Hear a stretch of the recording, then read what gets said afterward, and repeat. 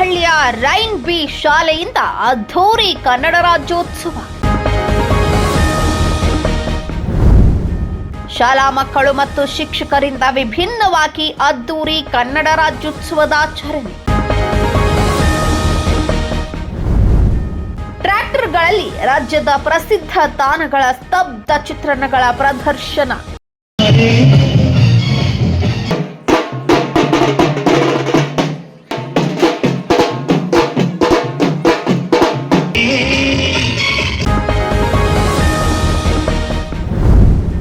ಬೆಂಗಳೂರು ಪೂರ್ವ ತಾಲೂಕಿನ ಆವಲಹಳ್ಳಿ ಗ್ರಾಮ ಪ್ರಸಿದ್ಧ ರೈನ್ಬೋ ಶಾಲೆ ಮಕ್ಕಳಿಂದ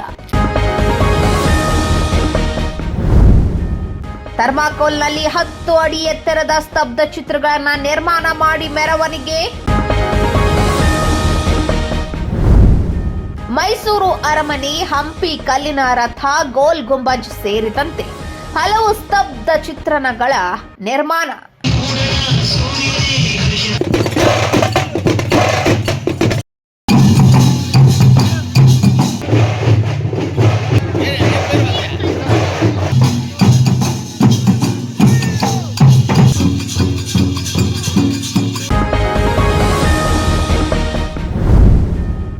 ಶಾಲಾ ಮಕ್ಕಳಿಂದಲೇ ನಿರ್ಮಾಣ ಮಾಡಿರುವ ಆಕರ್ಷಣೀಯ ಸ್ತಬ್ಧ ಚಿತ್ರಗಳು. ಸ್ತಬ್ಧ ಚಿತ್ರಗಳ ಮುಂದೆ ಡೊಳ್ಳು ಕುಣಿತ, ವಾದ್ಯ, ತಮಟೆ ಸೇರಿದಂತೆ ವಿವಿಧ ಕಲಾ ತಂಡಗಳಿಂದ ಮೆರವಣಿಗೆ.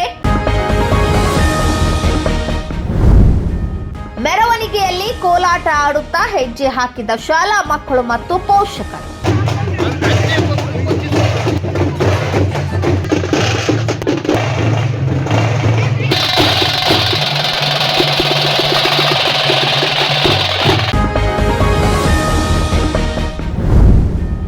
ತಾಯಿ ಭುವನೇಶ್ವರಿ ಸೇರಿದಂತೆ ವಿವಿಧ ವೇಷಭೂಷಣಗಳಿಂದ ಶಾಲಾ ಮಕ್ಕಳ ಮಿಂಚಿಂಗ್.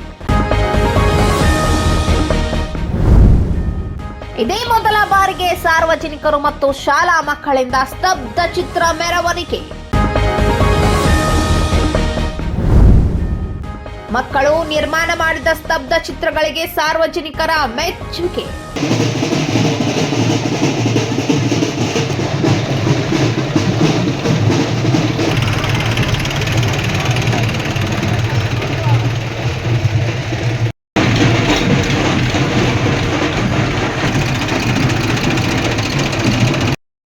ವರ್ಷದ ಕನ್ನಡ ರಾಜ್ಯೋತ್ಸವದ ಶುಭಾಶಯಗಳು. ಇಂದು ರೈನ್ಬೋ ಇನ್ನೋವೇಟಿವ್ ಅಕಾಡೆಮಿ ಶಾಲೆಯಲ್ಲಿ ಅದ್ಧೂರಿಯಾಗಿ ಕನ್ನಡ ರಾಜ್ಯೋತ್ಸವವನ್ನು ಆಚರಿಸುತ್ತಿದ್ದೇವೆ.